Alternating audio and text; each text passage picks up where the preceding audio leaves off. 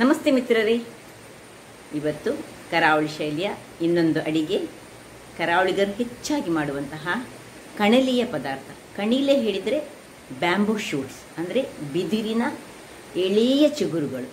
ಅವುಗಳನ್ನು ಕಟ್ ಮಾಡಿ ಅವುಗಳನ್ನು 24 ಗಂಟೆಗಳ ಕಾಲ ನಾವು ನೀರಿನಲ್ಲಿ ಇಡಲಿಕ್ಕುಂಟು. ಅಂದರೆ ಪ್ರತಿದಿನ ಅದರ ನೀರನ್ನು ಚೇಂಜ್ ಮಾಡಿ ಪುನಃ ವೆರಿ ನೆಕ್ಸ್ಟ್ ಡೇ ಪುನಃ ಅದರ ನೀರನ್ನು ಚೇಂಜ್ ಮಾಡಿ 2 ದಿವಸ ಅದರಲ್ಲಿರುವ ಒಂದು ಕಹಿ ಅಂಶ ಅಲ್ಲ, ಅದರಲ್ಲಿ ಒಂದು ಈ ವಿಷದ ಅಂಶಗಳಿರ್ತದಂತೆ, ಅದನ್ನು ಹೊರಗೆ ಹಾಕ್ತಾರೆ. ಹಾಗಾಗಿ ನಾನಿವತ್ತು ಮಾಡಿದ್ದು ಹಾಗೆ, ಮಾರ್ಕೆಟ್ನಿಂದ ತಂದು ಕುಚ್ಚಿದಂಥದ್ದನ್ನು ತಂದು 2 ದಿವಸಗಳ ಕಾಲ ಅದನ್ನು ನೀರಿನಲ್ಲಿ, ಅಂದರೆ ನೀರನ್ನು ಚೇಂಜ್ ಮಾಡ್ತಾ ಇರಬೇಕು, ಇಟ್ಟು ಮಾಡಿದಂತಹ ಈ ಕಣಲೆಯ ಪದಾರ್ಥಕ್ಕೆ ನಾನು ಮೊಳಕೆ ಬರಿಸಿದಂತಹ ಈ ಹೆಸರನ್ನು ಬಳಸಿದ್ದೇನೆ. ಯಾಕೆ ಹೇಳಿದರೆ ಕಣಿಲೆ ಸ್ವಲ್ಪ ಉಷ್ಣಾಂಶವನ್ನು ಹೊಂದಿರುವಂತಹದ್ದು. ಅದಕ್ಕೆ ಈ ಹೆಸರು ಹಾಕಿದರೆ ಅದರದ್ದು ರುಚಿ ಸಹ ಇಮ್ಮಡಿಸ್ತದೆ ಮತ್ತು ಈ ಹೀಟಿಗೆ ಸ್ವಲ್ಪ ಹೀಟ್ ಅಂಶವನ್ನು ಹೋಗುವಂತಹದ್ದು ಹೆಸರು ಕಾಳು, ಅಂದರೆ ತಂಪು. ಹಾಗಾದರೆ ಬನ್ನಿ, ಈ ಒಂದು ಆರೋಗ್ಯದಾಯಕವಾದ ಕರಾವಳಿ ಶೈಲಿಯ ಕಣಲೆಯ ಪದಾರ್ಥವನ್ನು ಹೇಗೆ ಮಾಡುವುದನ್ನು ನೋಡುವ ಮೊದಲು, ಯಾರೆಲ್ಲ ನನ್ನ ಚಾನಲನ್ನು ನೋಡ್ತಿದ್ದೀರಿ, ಯಾರೆಲ್ಲ ಇನ್ನೂ ಸಬ್ಸ್ಕ್ರೈಬ್ ಮಾಡಿಲ್ಲ, ದಯವಿಟ್ಟು ಸಬ್ಸ್ಕ್ರೈಬ್ ಮಾಡಿ ಸಪೋರ್ಟ್ ಮಾಡಿ ಅಂತ ಹೇಳುತ್ತಾ ಬನ್ನಿ ಅಡಿಗೆ ಮನೆಗೆ ಹೋಗೋಣ. ನಮಸ್ತೆ ಮಿತ್ರರೇ, ನೋಡಿ ಕಣಿಲೆ, ಕೊಚ್ಚಿದಂತಹ ಕಣಿಲೆಯನ್ನು ನಾನಿದು ಅಂಗಡಿಯಿಂದ ತಂದದ್ದು, ಕೊಚ್ಚಿದ್ದನ್ನೇ ತಂದದ್ದು. ಅದನ್ನೀಗ 3 ದಿವಸ ನೀರಿನಲ್ಲಿ, ಅಂದರೆ ಪ್ರತಿ ದಿವಸ ನೀರನ್ನು ಚೇಂಜ್ ಮಾಡಿ ಮಾಡಿ ಮಾಡಿ 3 ದಿವಸ ಇಟ್ಕೊಂಡಿದ್ದೇನೆ. ನೋಡಿ, ಹೀಗೆ ಇಟ್ಕೊಳ್ಬೇಕು. ಆಗ ಅದರಲ್ಲಿರುವ ಸ್ಮೆಲ್ ಸಹ ಹೋಗ್ತದೆ ಮತ್ತು ಅದರಲ್ಲಿರುವಂತಹ ವಿಷಕಾರಿ ಅಂಶಗಳೆಲ್ಲ ಹೋಗ್ತದಂತೆ. ಇದನ್ನು ಕಟ್ ಮಾಡಿದ್ದು ಸಹ ಸಿಗ್ತದೆ, ಇಡೀ ಕಣಿಲೆಗಳು ಸಹ ಸಿಗ್ತದೆ ಅಲ್ಲಿ. ಇಡೀ ತಂದರೆ ಅದನ್ನು ನಾವು ಚೂರು ಮಾಡ್ಕೊಳ್ಬೇಕಾಗ್ತದೆ. ಇದಾದರೆ ಅಲ್ಲಿ ರೆಡಿಯಾಗಿಯೇ ಇರ್ತದೆ. ನೋಡಿ, ದೇಹಕ್ಕೆ ಬಹಳ ಉತ್ತಮವಾದುದು. ಈ ಒಂದು ಸೀಸನ್ನಲ್ಲಿ, ಈ ಮಳೆಗಾಲದ ಎಂಡ್, ಅಂದರೆ ಆಟಿ ಎಂಡಿನೊಳಗೆ ತಿಂದರೆ ಬಹಳ ಒಳ್ಳೆಯದು, ಮತ್ತೆ ಅದು ಬೆಳೀತದೆ. ಇಲ್ಲಿ ನೋಡಿ, ಅದಕ್ಕೋಸ್ಕರ ನಾನು ಒಂದು 1/4 kg ಈ ಹೆಸರನ್ನು ಮೊಳಕೆ ಬರಿಸಿ ಇಟ್ಟಿದ್ದೇನೆ. ಒಳ್ಳೆ ಮೊಳಕೆ ಬಂದಿದೆ. ಇನ್ನು 4 ಅಂಬಡೆ ಹಾಕ್ತಿದ್ದೇನೆ. ಅದರ ಹುಳಿಯ ಬದಲು ಅಂಬಡೆ ಹಾಕ್ತಿದ್ದೇನೆ. ಅಂಬಡೆ ಇಲ್ಲದವರು ಹುಳಿ ಹಾಕ್ಕೊಳ್ಬೋದು. ಇದು 1 ತೆಂಗಿನಕಾಯಿಯ ತುರಿಯನ್ನು ಇಟ್ಕೊಂಡಿದ್ದೇನೆ. ಸಣ್ಣ, ಇಷ್ಟು ದೊಡ್ಡ ತೆಂಗಿನಕಾಯಿದು ಫುಲ್ಲು ತೆಂಗಿನಕಾಯಿ ಬೇಕು, ಸ್ವಲ್ಪ ತೆಂಗಿನಕಾಯಿ ಹೆಚ್ಚಿದ್ದಕ್ಕೆ ಬೇಕು. ಇನ್ನು ಇಲ್ಲಿ ನೋಡಿ, ಗಸಿ ಸಹ ಮಾಡ್ಬೋದು, ಇದನ್ನು ಸುಕ್ಕ ಸಹ ಮಾಡ್ಬೋದು ಅಥವಾ ರಸ ಸಹ ಮಾಡ್ಬೋದು, ಯಾವುದು ಸಹ ಮಾಡಿದರೆ ನಡೀತದೆ. ಒಂದು 5 ಮೆಣಸು, ಬ್ಯಾಡ್ಗೆ ಮೆಣಸು ತೆಗೆದುಕೊಂಡಿದ್ದೇನೆ. ನನಗೆ ಖಾರ ಹೆಚ್ಚು ಬೇಡ ಹೇಳಿ ಈ ರಾಮನಾಡ್ ಮೆಣಸನ್ನು ತೆಗೆದುಕೊಳ್ಳಿಲ್ಲ, ಖಾಲಿ ಬ್ಯಾಡ್ಗೆ ಮೆಣಸು ತೆಗೆದುಕೊಂಡಿದ್ದೇನೆ. 1.5 ಚಮಚದಷ್ಟು ಕೊತ್ತಂಬರಿ ಬೀಜ, 1 ಚಮಚದಷ್ಟು ಜೀರಿಗೆ, 1 ಚಮಚದಷ್ಟು ಈ ಉದ್ದಿನ ಬೇಳೆ, ಹಾಗೂ ಈ ಕರಿಬೇವಿನ ಸೊಪ್ಪು ಬೇಕು, ಎಣ್ಣೆ ಬೇಕು, ಉಪ್ಪು ಬೇಕು, ಈ ಅರಶಿನ, ಮತ್ತು ಒಗ್ಗರಣೆಗೆ ಬೆಳ್ಳುಳ್ಳಿ ಮತ್ತು ಸಾಸಿವೆ ಬೇಕು. ಈಗ ಮೊದಲಿಗೆ ನಾವು ಇದನ್ನು ಬೇಯಲಿಕ್ಕೆ ಇಟ್ಕೊಳ್ಳೋಣ. ಇಲ್ಲಿ ನೋಡಿ, ಈ ಒಂದು ಅಮಟೆಕಾಯಿಯನ್ನು ನಾನು ಒಳ್ಳೆ ಗುದ್ದಿಕೊಳ್ಬೇಕು. ಒಳ್ಳೆ ಗುದ್ದಿದ್ರೆ ಮಾತ್ರ ಅದು ಒಳ್ಳೆ ರುಚಿ ಸಹ ಬರೋದು, ಮತ್ತು ಅದರ ಹುಳಿ ಒಳ್ಳೆ ಹೋಗ್ತದೆ. ನೋಡಿ, ಈ 4 ಸಹ ಗುದ್ದಿಕೊಂಡು ಈ ಒಂದು ಪಾತ್ರೆ ಒಳಗೆ ಹಾಕೊಂಡಿದ್ದೇನೆ. ಇನ್ನು ಎಲ್ಲ ಹೆಸರು ನೋಡಿ, ಮೊಳಕೆ, ಒಳ್ಳೆ ಮೊಳಕೆ ಬಂದಿದೆ. ಮೊಳಕೆ ಬರಿಸಿದಂಥದ್ದು ಹಾಕ್ಕೊಳ್ತಿದ್ದೇನೆ. ಇನ್ನು ಗ್ಯಾಸನ್ನು ಉರಿಸಿಕೊಳ್ತಾ ಇದ್ದೇನೆ. ಗ್ಯಾಸನ್ನು ಉರಿಸಿಕೊಂಡು ಸ್ವಲ್ಪ ಕರಿಬೇವಿನ ಸೊಪ್ಪು ಹಾಕೊಳ್ಳೋಣ. ಇನ್ನು ಇಲ್ಲಿ ನೋಡಿ, ಈ ಒಂದು ನೀರಿನಲ್ಲಿ 3 ದಿವಸದಿಂದ ಇದನ್ನು ನಾನು ನೀರಿನಲ್ಲಿ ಇಟ್ಟಿದ್ದೇನೆ. ಈಗ ಇದನ್ನು ಚೆನ್ನಾಗಿ ಹಿಂಡಿ ನೀರು ಚೇಂಜ್ ಮಾಡ್ತಾ ಇರಬೇಕು ಡೈಲಿ. ಇದನ್ನು ಇದರೊಟ್ಟಿಗೆ ಹಾಕ್ಕೊಂಡು, ಬೇಕಿದ್ರೆ ನೀರುಳ್ಳಿ ಹಾಕ್ಕೊಳ್ಬೋದು. ನಾನಿವತ್ತು ನೀರುಳ್ಳಿ ಹಾಕ್ಕೊಳ್ತಾ ಇಲ್ಲ, ಇದಕ್ಕೆ ನೀರುಳ್ಳಿ ಸಹ ಹಾಕ್ಕೊಂಡು ಮಾಡ್ಬೋದು. ಇಷ್ಟು, ಇನ್ನು ಸ್ವಲ್ಪ ಇದಕ್ಕೆ ನೀರನ್ನು ಹಾಕಿ ಮುಚ್ಚಳವನ್ನು ಮುಚ್ಚಿ ಬೇಯಿಸ್ಕೊಳ್ಳೋಣ. ಇದಿಲ್ಲಿ ಬೇಯ್ತಾ ಇರಲಿ. ಇಲ್ಲಿ ನಾವು ಅದಕ್ಕೆ ಮಸಾಲೆ ರೆಡಿ ಮಾಡೋಣ. 1 ಕಬ್ಬಿಣದ ಬಾಣಲೆಯನ್ನು ಇಟ್ಕೊಂಡಿದ್ದೇನೆ. ಸ್ವಲ್ಪ ಒಂದು ಸ್ಪೂನ್ನಷ್ಟು ಎಣ್ಣೆ, ಮೊದಲಿಗೆ ಉದ್ದಿನ ಬೇಳೆ ಹಾಕ್ಕೊಳ್ತಿದ್ದೇನೆ. ಉದ್ದಿನ ಬೇಳೆ ಮತ್ತು ಕರಿಬೇವಿನ ಸೊಪ್ಪನ್ನು ಹಾಕೊಳ್ಳೋಣ.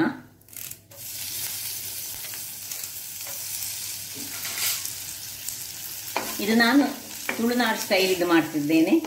ಮತ್ತು ಬೇರೆ ಬೇರೆ ಕಮ್ಯುನಿಟಿಯವರು ಬೇರೆ ಬೇರೆ ರೀತಿಯಲ್ಲಿ ಮಾಡ್ತಾರೆ. ನಮ್ಮ ಸ್ಟೈಲ್ ನಮಗೆ ಹಿರಿಯರು ಹೇಗೆ ಹೇಳಿಕೊಟ್ಟಿದ್ದಾರೆ ಹಾಗೆ ನಾವು ಮಾಡೋದು. ಅದರಿಂದಾಗಿ ಇದು ತುಳುವರ ಶೈಲಿಯದು. ಈಗ ಇದಕ್ಕೆ ಇದು ಸ್ವಲ್ಪ ನೋಡಿ ಬ್ರೌನ್ ಕಲರ್ ಆಗುವಾಗ ಇಲ್ಲಿ 5 ಮೆಣಸು ಹಾಕ್ಕೊಳ್ತಿದ್ದೇನೆ. 1.5 ಚಮಚದಷ್ಟು ಈ ಕೊತ್ತಂಬರಿ ಬೀಜ ಮತ್ತು 1 ಚಮಚ ಜೀರಿಗೆ ಇಷ್ಟನ್ನು ಹಾಕ್ಕೊಂಡು ಸಣ್ಣ ಉರಿಯಲ್ಲಿ ಹುರಿಯೋಣ. ಕರಟಿದ್ರೆ ಈ ಪದಾರ್ಥದ್ದು ಪರಿಮಳ ಹೋಗ್ತದೆ. ಉದ್ದಿನ ಬೇಳೆ ಸಹ ಚೆನ್ನಾಗಿ ಗೋಲ್ಡನ್ ಬ್ರೌನ್ ಆದ ಮೇಲೆ ಈ ಉಳಿದದನ್ನು ಹಾಕ್ಕೊಂಡು ಸಣ್ಣ ಉರಿಯಲ್ಲಿ ಹೀಗೆ ಫ್ರೈ ಮಾಡ್ತೇನೆ. ವೀಕ್ಷಕರೇ ನೋಡಿ, ಇಷ್ಟ ಆಗುವಾಗ ನೋಡಿ ಒಳ್ಳೆ ಫ್ರೈ ಆಯಿತು. ಇಷ್ಟ ಆಗುವಾಗ ಇದನ್ನು ಆಫ್ ಮಾಡ್ಕೊಳ್ಳೋಣ. ಈ ಮೆಣಸು ಉಬ್ಬಿ ಬಂದರೆ ಆಯಿತು ನಮಗೆ, ಸಾಕು. ಈಗ ಇದಕ್ಕೆ ಸ್ವಲ್ಪ ಹಳದಿ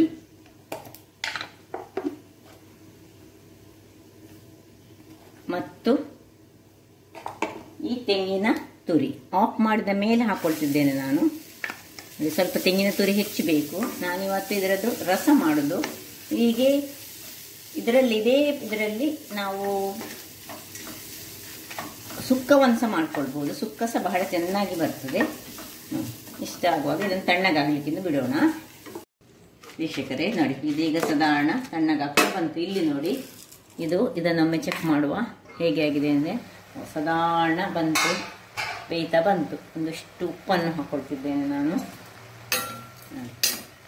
ಇನ್ನು ಸ್ವಲ್ಪ ನೀರನ್ನು ಹಾಕ್ಕೊಳ್ತೇನೆ. ಇದಕ್ಕೆ ಸ್ವಲ್ಪ ನೀರು ಹಾಕ್ಕೊಂಡು ಸಾಧಾರಣ ಬೆಂದಿತ್ತು, ಆದರೆ ಇನ್ನೂ ಸಹ ಬೇಯಲಿಕ್ಕೆ ಬಾಕಿ ಉಂಟು. ಇನ್ನು ಸ್ವಲ್ಪ ನೀರು ಹಾಕ್ಕೊಳ್ಳೋದು ಒಳ್ಳೆಯದು.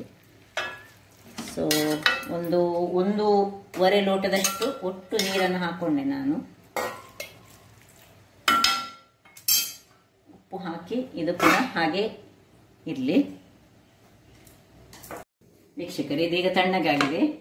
ಈಗ 3 ಬೆಳ್ಳುಳ್ಳಿ ಇದಕ್ಕೆ ಹಾಕ್ಕೊಳ್ತೇನೆ ನಾನು. ಮತ್ತೆ ಉಳಿದ ಬೆಳ್ಳುಳ್ಳಿಗಳೆಲ್ಲ ಒಗ್ಗರಣೆಗೆ ಬೇಕು.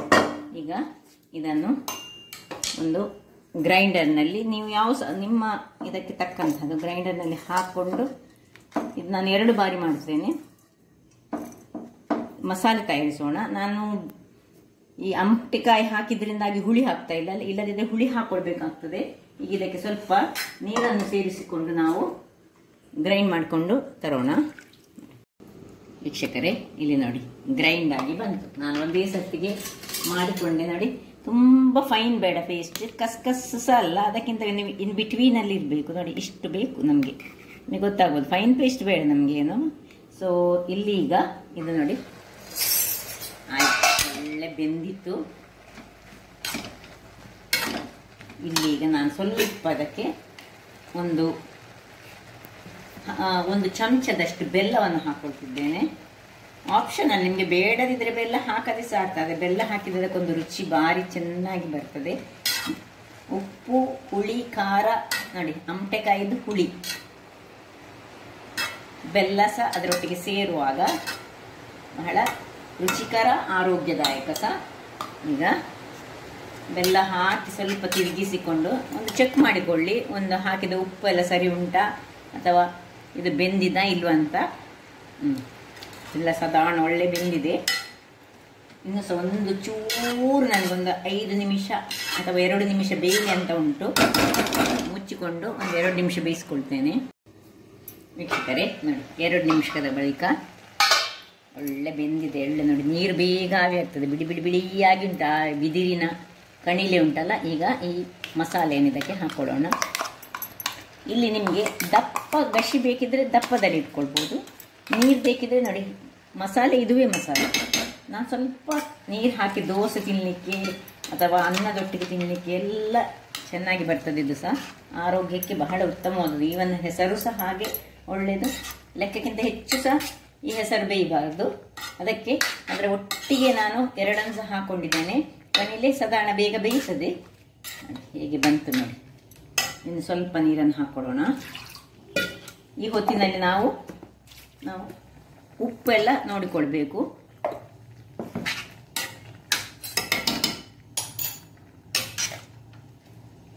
ಸ್ವಲ್ಪ ಇದು ದಪ್ಪದಲ್ಲೇ ಇದ್ದರೆ ಒಳ್ಳೆಯದಾಗ್ತದೆ. ತುಂಬ ನೀಸ ಮಾಡ್ಕೊಳ್ಬೇಕಂತಿಲ್ಲ.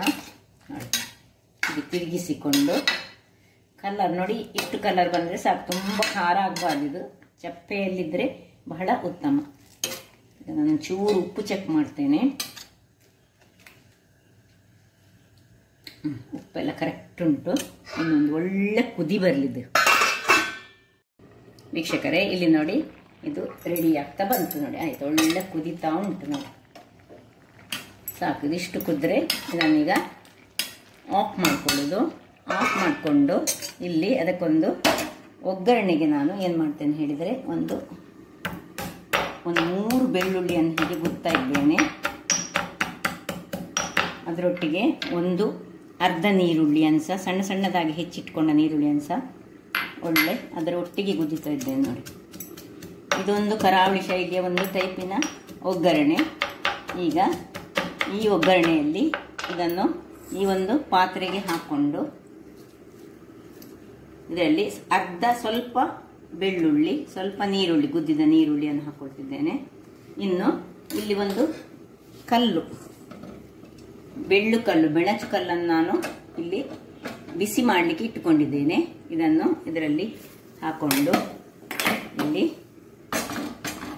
ಇದನ್ನು ಒಲೆಯಲ್ಲಿ ಇಟ್ಕೊಂಡಿದ್ದೇನೆ. ಈಗ ಇದರ ಮೇಲೆ ಪುನಃ ಈ ಉಳಿದ ಇದನ್ನು ಬೆಳ್ಳುಳ್ಳಿ ಮತ್ತು ನೀರುಳ್ಳಿಯನ್ನು ಹಾಕ್ಕೊಂಡು ಒಂದು ಸ್ವಲ್ಪ ಹೊತ್ತು ಅದು ಕಾಯಬೇಕು. ಅಷ್ಟರಲ್ಲಿ ಎರಡು ಸಹ ಒಟ್ಟಿಗೆ ಕಾಯಬೇಕು. ಇಲ್ಲಿ ಇದನ್ನು ನೋಡಿ, ಇಲ್ಲಿ ಇದನ್ನು ಆಯಿತು, ಇದು ಆಯಿತು. ಇದು ಏನು ಚೆನ್ನಾಗಿ ಬಂದಿದೆ ನೋಡಿ, ಯಾವ ರೀತಿಯಲ್ಲಿ ಪರಿಮಳ ಅಂತೂ ಸೂಪರ್ ಬಾಜಿ ಉಂಟು. ಇದನ್ನು ಆಫ್ ಮಾಡ್ಕೊಳ್ತಿದ್ದೇನೆ. ಇಲ್ಲಿ ಒಗ್ಗರಣೆಗೆ ಹೋಗೋಣ ನಾವು. ಒಗ್ಗರಣೆ ಅಷ್ಟಾಗುವಾಗ ಅದಕ್ಕೆ ಸ್ವಲ್ಪ ನಾವು ಕರಿ ಲೀವ್ಸನ್ನು ಹಾಕ್ತಿದ್ದೇನೆ, ಒಗ್ಗರಣೆ ಸೊಪ್ಪು. ಇನ್ನೂ ಸಹ ಎಣ್ಣೆ ಹಾಕಲಿಲ್ಲ ನಾನು, ಜಸ್ಟ್ ನಾನು ಹೀಗೆ ಹಾಕ್ಕೊಂಡು ಇಟ್ಟಿದ್ದೇನೆ ಅಷ್ಟೇ. ಅದು ಬಿಸಿ ಆಗಬೇಕು, ಕಲ್ಲು ಸಹ ಬಿಸಿ ಉಂಟು ಅದರದ್ದು. ಈಗ ಇಷ್ಟು ಹೊತ್ತಿಗೆ ನಾವು ಅದಕ್ಕೊಂದು ಮುಚ್ಚಳ ಬೇಕಾಗ್ತದೆ, ಮುಚ್ಚಳ ಮುಚ್ಚಿಕೊಳ್ಬೇಕಾಗ್ತದೆ. ಅದರಿಂದಾಗಿ ನಾನು ಎಣ್ಣೆ ಹಾಕುವ ಮೊದಲು ನೋಡಿ, ಎಣ್ಣೆ ಒಂದು 2 ದೊಡ್ಡ ದೊಡ್ಡ ಚಮಚಗಳಷ್ಟು ಎಣ್ಣೆಯನ್ನು ಹಾಕ್ಕೊಂಡು ಈಗ ಮುಚ್ಚಳ ಹೀಗೆ ಸ್ವಲ್ಪ ಹೊತ್ತು ಮುಚ್ಚಿಕೊಳ್ತೇನೆ. ಈಗ ಮುಚ್ಚಳವನ್ನು ತೆಗೆದುಕೊಳ್ತಿದ್ದೇನೆ. ನೋಡಿ ಹೀಗೆ ಒಳ್ಳೆ ಕಾದಿದೆ. ಈಗ ಒಂದು ಅರ್ಧ ಸ್ಪೂನ್ನಷ್ಟು ಸಾಸಿವೆಯನ್ನು ಹಾಕ್ಕೊಳ್ತಿದ್ದೇನೆ. ಇದು ಆಪ್ಷನಲ್ ಸಾಸಿವೆ ಹಾಕೋದು. ಈ ಕಲ್ಲಿನ ಒಗ್ಗರಣೆ ಒಂದು ಏನೇ ವಸ್ತು ಇದ್ದರೆ ಸಹ ಈ ನಾವು ಇವತ್ತು ಯೂಸ್ ಮಾಡಿದಂತಹದ್ದು ಕಣಿಲೆ. ಅದಕ್ಕೋಸ್ಕರ ಹಿರಿಯರು ಮುಂಚೆ ಈ ಕಲ್ಲಿನ ಒಗ್ಗರಣೆ ಕೊಡ್ತಿದ್ರು. ಅವರ ರೀತಿ ಬೇರೆ ಇರ್ತಿತ್ತು. ಯಾಕೆ ಹೇಳಿದರೆ ಅವರು ಈ ಇದ್ದಿಲಿನಲ್ಲಿ ಅಂದರೆ ಸೌದೆ ಒಲೆಯಲ್ಲಿ ಮಾಡ್ತಿದ್ರು, ಅದರಲ್ಲಿ ಮಾಡ್ತಿದ್ರು. ನೋಡಿ ಆಫ್ ಮಾಡ್ತಿದ್ದೇನೆ. ಸೌದೆ ಒಲೆಯಿಂದ ಡೈರೆಕ್ಟಾಗಿ ಆ ಕಲ್ಲನ್ನು ತೆಗೆದುಕೊಳ್ತಿದ್ರು. ನಮ್ಮ ಕಲ್ಲುಗಳು ಗ್ಯಾಸ್ನಲ್ಲೆಲ್ಲ ಅದು ಒಳ್ಳೆ ಅಷ್ಟೊಂದು ಕಾಯುವುದಿಲ್ಲ. ಅದಕ್ಕೆ ಅದನ್ನೆಲ್ಲ ನಾನು ಈ ರೀತಿಯಲ್ಲಿ ಒಂದು ಸ್ಪೆಷಲ್ ರೀತಿಯಲ್ಲಿ ಮಾಡ್ಕೊಳ್ತೀನಿ. ಅದು ಕಲ್ಲಿನ ಒಟ್ಟಿಗೆ ಹಾಕ್ಕೊಂಡು ಅದು ಹಾಕಿದ ಕೂಡಲೇ ಮುಚ್ಚಳವನ್ನು ಮುಚ್ಚಿಕೊಳ್ಬೇಕು.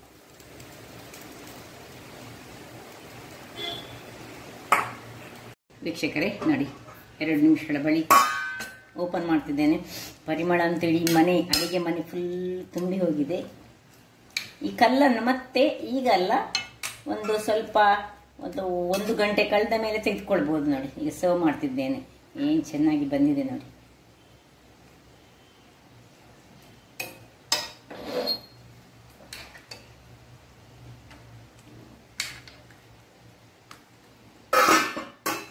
ರುಚಿ ರುಚಿಯಾದ ಹೆಸರು ಮೊಳಕೆ ಬರಿಸಿದ ಪದಾರ್ಥ, ಅಂದರೆ ಕಣಿಲೆ ಹಾಕಿದಂಥದ್ದು.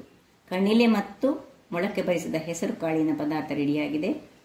ಯಾವುದಕ್ಕೆ ಸಹ ಇದು ಸೈ, ಊಟಕ್ಕೆ ಸಹ ಆಗ್ತದೆ, ಇಡ್ಲಿ ಆಗ್ತದೆ, ಅಥವಾ ಮೂಡೆಗೆ ಆಗ್ತದೆ, ಅಥವಾ ದೋಸೆಗೆ ಆಗ್ತದೆ, ಅನ್ನಕ್ಕೆ ಸಹ ಆಗ್ತದೆ. ಹಾಗಾದರೆ ನನ್ನ ಈ ಕುಕಿಂಗ್ ಚಾನಲ್ ನಿಮಗೆ ಇಷ್ಟ ಆದರೆ ಬೋಳೂರು ಸುವರ್ಣ ಚಾನಲನ್ನು ಲೈಕ್ ಮಾಡಿ, ಶೇರ್ ಮಾಡಿ, ಹಾಗೂ ಸಬ್ಸ್ಕ್ರೈಬ್ ಮಾಡಿ, ಹಾಗೂ ನನ್ನ ಇನ್ಸ್ಟಾಗ್ರಾಮ್ ಪೇಜನ್ನು ಫಾಲೋ ಮಾಡಿ. ಧನ್ಯವಾದಗಳು.